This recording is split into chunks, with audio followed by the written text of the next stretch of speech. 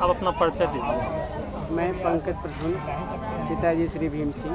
मैं अस्थाई अरवल जिला का निवासी हूँ। यहाँ पटना में बेउर सेंट्रल जेल के पीछे रहते हैं और मैंने स्नातक तक की योग्यता हासिल की और अभी अपना खर्च चलाने के लिए प्राइवेट ट्यूशन करते हैं और यहाँ बाल संस्कार शाला में भी जाते हैं। अपना अनुभव बताइए। यहाँ बाल संस्कार शाला यहाँ आने के बाद हमें बहुत कुछ सीखने को मिलता है। बच्चों के साथ हम भी सीखते हैं कैसे जीवन में आगे बढ़ना है, संघर्ष से लड़ना है और भी बहुत सी चीज़ें, कैसे हम अपने आप को समाज से मिलकर चलेंगे।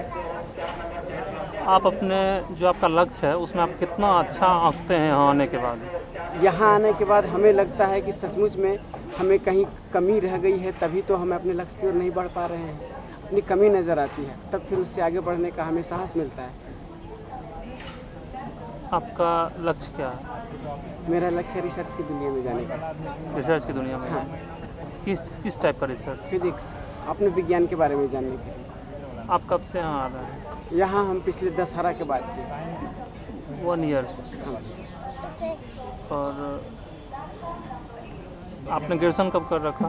ग्रेजुएशन 2013 में। आपको क्या लगता है यहाँ संस्कार शाला में कुछ और बेटर होना चाहिए या फिर आपके तरह से ये पूर्णतः अच्छा है या कुछ और सुधार होनी चाहिए?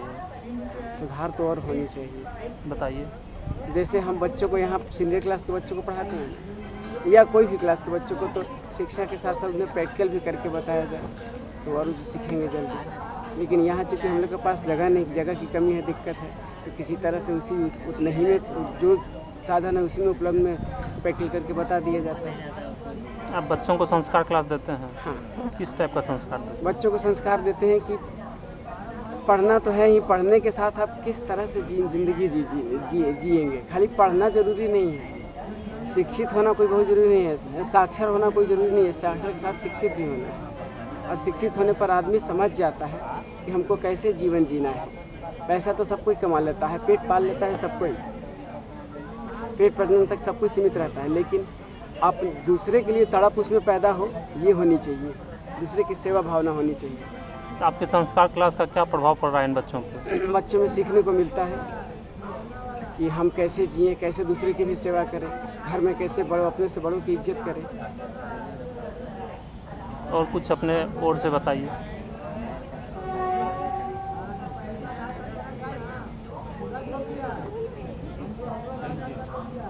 और हमारे बाल संस्कार शाला में बच्चों के लिए और भी चाहिए कि जैसे कोई वहाँ से भैया भी आते हैं, कभी कभी कोई भैया आए तो वो भी कभी कभी बीच में आके हम लोग को बताएं कि आप इस तरह से क्लास लीजिए, और बच्चों के बीच में भी आए तो उनका उत्साह बढ़ता है। अच्छा, आप बच्चों को दूसरे संस्कार शाला के बारे में बताते हैं कि दूसरे संस्कार शाला के बच्चे आपसे ज़्यादा योग्यता में आगे आ रहे हैं?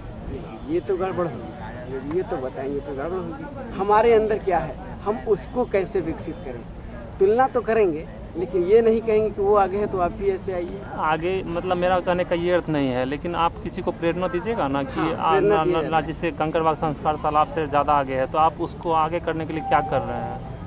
आपको हम पढ़ाते हैं तो आप उसके मतलब उस पढ़ाई को पूरा कर रहे हो कि नहीं, तो ना आप उससे आगे बढ़ोगे। तो इसमें आप कहाँ तक सफल हैं? इसमें तो अभी उतनी सफलता नहीं मिली। और बच्चों का क्या स्टडी के प्रति क्या रुझान है यहाँ आने के बाद? संस्कार का क्लास देने के बाद बच्चे पढ़ाई की तरफ थोड़ा आकर्षित होते हैं और केवल पढ़ के केवल बस जॉब लेना नहीं, सफल जीवन कैसे व्यतीत करें इसके बारे में भी बच्चे सीखते हैं।